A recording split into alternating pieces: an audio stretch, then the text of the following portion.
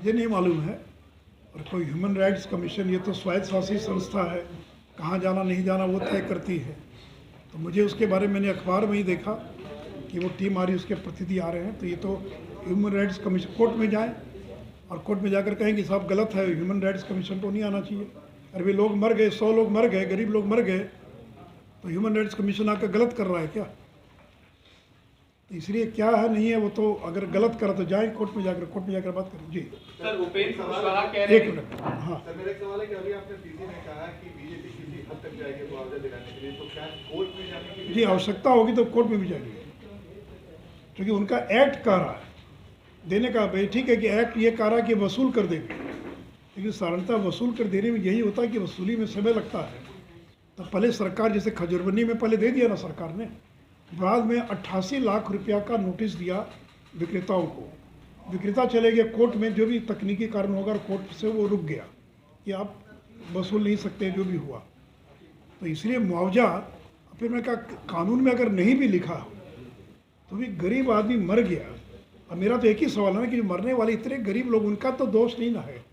कोई घर के कंट्रोल में क्या, जो मर्द पीता है, चोरी छिपे पी लेता, बाकी करता, वो कोई कंट्रोल में है कि पत्नी के कहने पर वो मान जाएगा?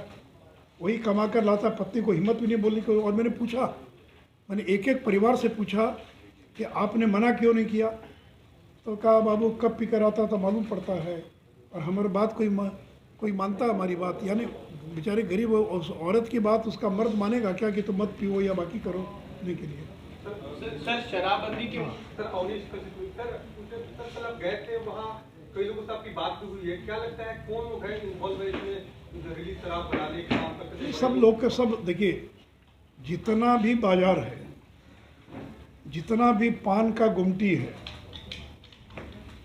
इस प्रकार के, और बाजार और गुमटी ये मेन केंद्र है जो लगा। बाकी कोई थोड़ी मेरे सामने आया बेचने वाला की जो है, उसे पर कोई बताता भी नहीं कौन बेचने वाला है। लेकिन बेचने वाले लोकली होंगे ना, कोई यूपी से तो नहीं ना आए होंगे बेचने वाले। और जो शराब है, और एक क्या बता दें पत्रकारों को जानकारी भी होगी कि जहरीली शराब का मतलब ये नहीं होता है कि उसमें जहर मिला दिया गया, ऐसा नहीं होता है। शराब जो लोकल शराब बनती है, शराब बनाने का, जैसे अगर आप बना रहे हैं, मान लीजिए कोई खाने की चीज़, उसमें नमक 1 किलो डाल दीजिए तो जहर हो जाएगा। तो बनाते समय जो प्रक्रिया होनी चाहिए, क्योंकि उनके पास कोई उस प्रकार का यांत्रिक साधन नहीं है, तो उसमें ज़्यादा बॉयल कर दिया, स्टीम ज़्यादा निकल गई, कोई चीज़ की मात्रा ज़्यादा हो गई, तो वो शराब जो है जहरीली हो जाती है। और एक मिनट, और पीते समय ये पता नहीं चलता कि वो जहरीली है। अगर मालूम पड़े तो आदमी थोड़ा सा चखने के बाद छोड़ दे उसको, लेकिन वो पता नहीं चलता। उसका असर तो 1 दिन के बाद, 6 घंटे के बाद, 8 घंटे के बाद, जब आँख की रोशनी कम होने लगती है।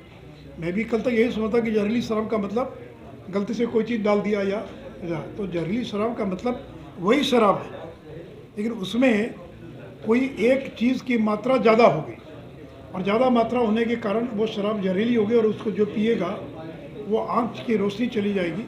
और जिन लोगों की आँखों की रोशनी गई या कम हो रही थी, उनको तत्काल अगर इलाज की व्यवस्था होती तो शायद बचाया जा सकता था।